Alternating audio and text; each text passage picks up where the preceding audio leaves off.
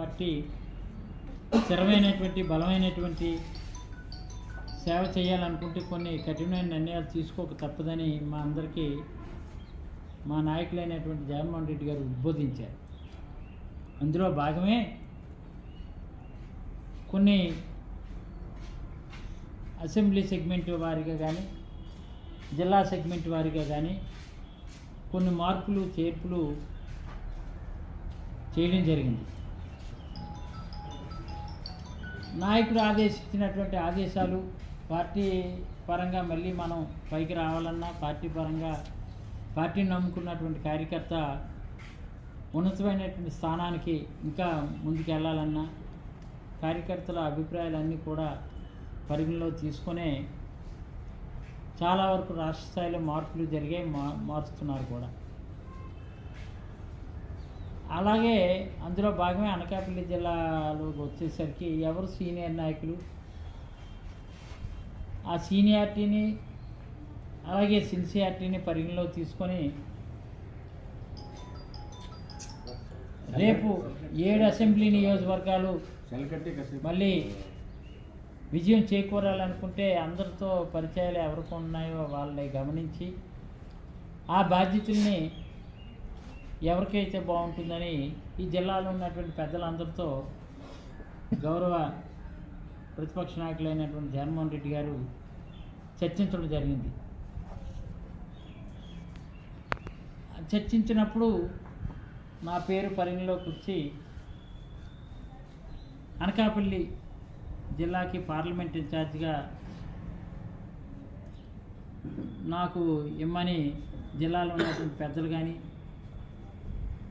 శాసనసభ్యులుగా పనిచేసినటువంటి 7 శాసనసభ్యుల తాలూకు అభిప్రాయాలని అన్నింటినీ పరిగణలో తీసుకొని ఆ సమావేశంలో నేను లేకపోయినా ఒకసారి మళ్ళీ నాకు స్వయంగా ఫోన్ చేసి ఈ నిర్ణయం తీసుకుంటున్నాం పార్టీ కోసం పార్టీ పరంగా ఉన్నటువంటి మళ్ళీ మనం పూర్వవైపుని తీసుకురావడం కోసం నువ్వు భాగస్వామి అవ్వక తప్పదని జగన్మోహన్ రెడ్డి గారు పిలుపు మేరకు చెప్పిన దానికి నేను అంగీకరించడం జరిగింది.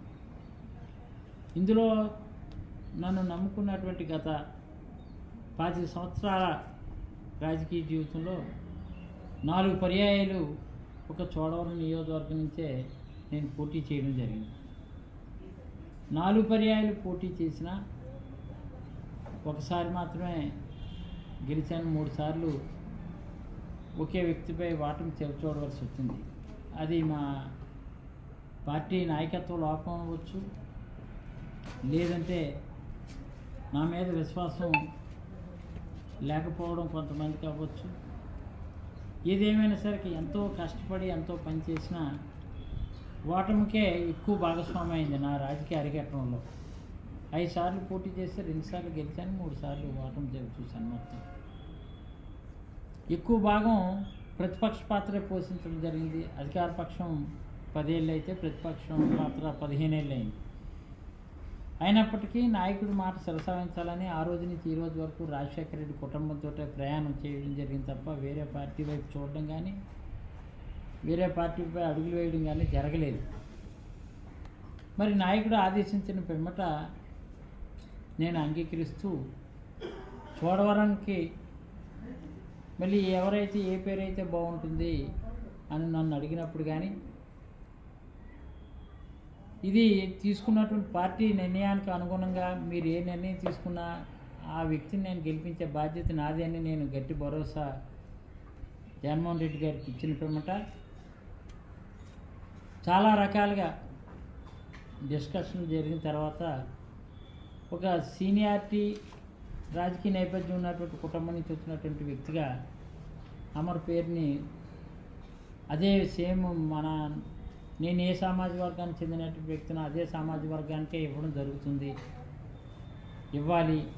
మరి దానిలో ఎవరికి బాధ్యత అప్పచెప్తే బాగుంటుందని అడిగినప్పుడు అమర్ పేరు సూచించడం జరిగింది. నేను దానిలో భాగమే అమర్నేమో చోడవరం నియోజకవర్గానికి సమన్వయకర్తగా అనౌన్స్ చేయడం. నాట్ ఓన్లీ చోడవరం, భీమిలి నియోజకవర్గం కానీ గాజువాక నియోజకవర్గం కానీ తూర్పు నియోజకవర్గం అనేటువంటి విశాఖపట్నం కానీ అది ఒక్కటే పెండింగ్ ఉంచారు, మిగిలిన అన్నీ కూడా అయ్యాయి. మాడుగులకు సంబంధించినటువంటి మాడుగుల నియోజకవర్గం కానీ, చోడవరం నియోజకవర్గం కానీ, అనకాపల్లి పార్లమెంటు కానీ ఫోన్లో సంభాషించినప్పుడు మీరు ఏ నిర్ణయం తీసుకొని ఆ నిర్ణయానికి కట్టుబడి ఉంటాను అని ముఖ్యమంత్రిగా పనిచేసినటువంటి నాటి ముఖ్యమంత్రి, నేటి ప్రధాన ప్రతిపక్ష నాయకుడైన జగన్మోహన్ రెడ్డి గారికి నేను చెప్పిన తర్వాత ఇది భోగి ముందు రోజున జరిగినటువంటి సంభాషణ.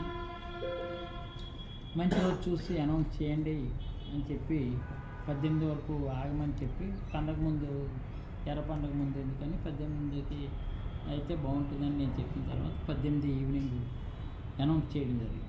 చాలామంది నాతో పనిచేసినటువంటి నా